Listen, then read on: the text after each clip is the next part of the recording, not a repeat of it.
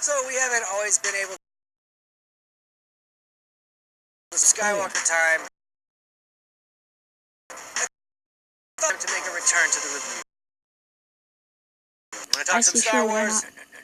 Let's get to it. Let's get to it.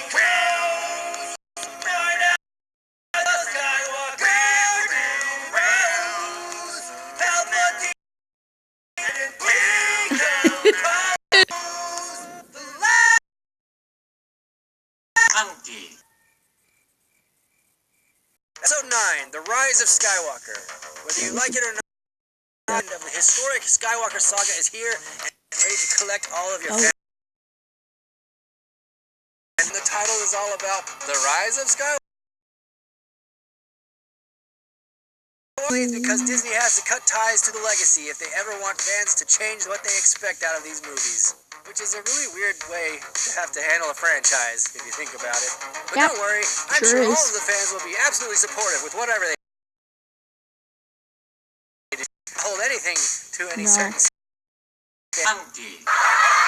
Okay, I'll try not to make any more McClunky jokes. I make no promises! Okay, back to the review. Non-spoiler thoughts. Rise of Skywalker.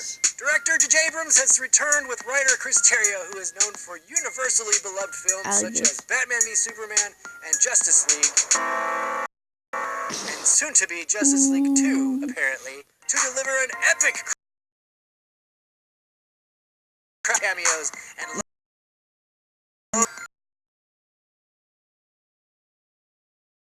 it's hurrah circling around Rey and Kylo Ren's destiny. If you hated The Last Jedi, things are being course corrected. And if you love The Last Jedi, really go too far out of its way to be a total. Not on the first viewing. It took letting it sink in and watching it again to feel comfortable with the story. The home run I would have wanted to experience.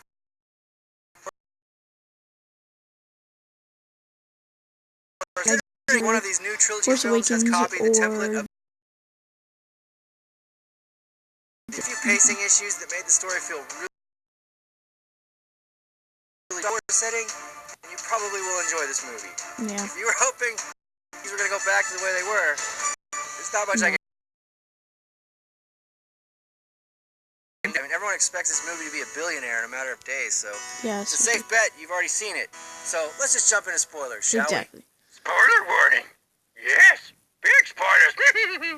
I can't believe C-3PO and Maz Kanata moved in together after 3PO did that whole "I'm taking one last look at my friends." I'm just kidding. That didn't happen. But spoilers from here on out, people. What did I think about the story? I think for starters, it's very obvious this movie is overpopulated. There were a lot of moments where I just felt like JJ was letting his friends have single-line cameos, and that got a little overboard. We need to get that object from this planet. We need to go blow up that thing before that thing flies away. Where's Leia going? She's trying to save her son the only way she knows how. I get the need for exposition, but this time it really bothered me because it was a lot of exposition. I said before, I think the pacing was way too fast. This felt like 2 movies in one. I think introducing the Emperor again this late in the trilogy was a mistake. Yeah. It just brought up so many questions, like, how? I get the feeling if you want those answers, you're going to have to watch Mandalorian for a few years. But who's bringing him back? No, if you want those answers, you gotta go to the comic books, because in there it says that he had contingency plans where he had clones of himself, that he could transfer his consciousness into, even if he's dead, through the Force. Death Star exploded. Why does he even need a body if his essence can just exist? It can't. Doesn't matter. Palps is back and already has like 100 Star Destroyers fully staffed. Yeah, seriously, I didn't get that part new suits and soldiers. Don't ask where they came from. He's always got multiple logs in the fire. Don't question it. Nobody knew about it. It was all a big secret. Raising secret armies was apparently way easier long ago in a galaxy far, far away. All that matters is he's evil and he's back, so we gotta blow him up. And I gotta say, I just kind of over the Emperor and his obsession of sitting in a dark room, knowing he's in charge of all of these systems and planets that he has no intention of ever using for anything whatsoever. It's like, get a hobby. Get robot legs and arms if you're so feeble. I mean, there's other ways to enjoy life. My hobby is training apprentices. Go outside! No! I mean, whatever. Go outside. If it were me, I would have made Snoke like a Count Dooku type character and introduced that the Emperor lives all the way back in The Force Awakens. I think that is why the Emperor feels like he's just magically back out of nowhere in this film. What about Rey and Ben? Rey and Ben are the soul of this movie to me. Without their story arc, this trilogy is just one big video game campaign. Poor Finn and Poe are really getting ripped off on their journeys. I like them just fine, but their stories just don't compare to Rey and Ben. Although I think Finn is going to surprise us one day with some Force ability. I mean, that whole "I never told you" I think is meant to sound like he's saying he loves her, but I think really he's feeling the Force. There is a moment where he senses Rey when she falls. But anyway, Rey and Ben are cool. I really like seeing how their Force connection grew from The Last Jedi. So Ben is the grandson of Anakin, and Rey is the granddaughter of Palpatine, making them a Force dyad, something we haven't seen before. I thought that was a cool way to connect them and bring the fear of the dark side to both characters. It also kind of feels like they're giving the Mary Sue label a little more merit. See, she's not a Mary Sue. She was just part supervillain the whole time. Ha-ha! So take that, you grumpies. You can't be upset about it now. Right? Yeah, so Rey's a Palpatine, which means at some point, Palpatine hooked up with someone, which is just kind of weird to think about. I still say Rey Kenobi sounds so much cooler. Rey Kenobi. But in a world where the bad guys are always more interesting, I can see why making Rey come from an evil lineage was more appropriate. What did you think of the Wayfinder and the dagger? His dagger. Okay. So the Emperor is hiding out on his secret floating pyramid stump thing, and apparently the only way to find it is with this Sith Wayfinder. I thought the Wayfinder thing was believable, but this dagger, y'all, you need the dagger to find the Wayfinder. Look, it's a map to the Wayfinder. Isn't it cool and mysterious? Who the heck made this dagger? Was it someone who knew the shape of the destroyed Death Star? Are we to believe that the Emperor controlled someone to craft this dagger with the secret instructions and the visual markings to match the shape of the wrecked Death Star to point someone to a hidden Sith Wayfinder? Sound like such a dork right now. Shut up! This is important stuff here! I mean, why would the Emperor do that? Why don't you talk straight to Rey? It is believable. I am this voice in your head. I know how to find your parents. Go to Endor. Find the Wayfinder. I mean, if they did that, that would probably make Rey's journey a little too much like Elsa following a voice across the ocean. But hey, you guys are the ones obsessed with girls crossing the ocean, Disney, not me. Let's move on. What do you think about Leia? I knew they were using cut elements from previous films and making digital clothes to give Leia a solid presence in this movie, so I knew she wasn't going to be in it very much. But I think considering what they had to work with, they handled it really well. Her exit was way more personal than something like her ship just exploding in the first 10 minutes, which is what I expected the film to do. You know, like John Connor in that Terminator movie. Oh snap, he did not just spoil that. You get what you deserve, Dark Fate! Anyway, I thought Leia was great, which ties into the other cameos. What about Force Ghost Han? I mean, memory. You did not say I heard in a video before seeing the film that there was going to be a Force Ghost Han scene, and I was like, oh, they better not. That's going to make me mad. And surprisingly, I actually loved that scene. They smoothed it all over with Kylo Ren just saying that one line, "You're just a memory." And I was like, oh, that's different. You see, he's just a memory. He's not a Force ghost. He's just a memory. Okay, that's all right. You guys get a pass. Plus, it links back to the last encounter they had in The Force Awakens. But instead of a dark way, it's like the light way. It's really kind of a cool thing. It's like poetry. See, they rhyme. I mean, it would have been a lot more emotional if that scene was actually Leia force projecting herself to talk to Ben instead of Han Solo.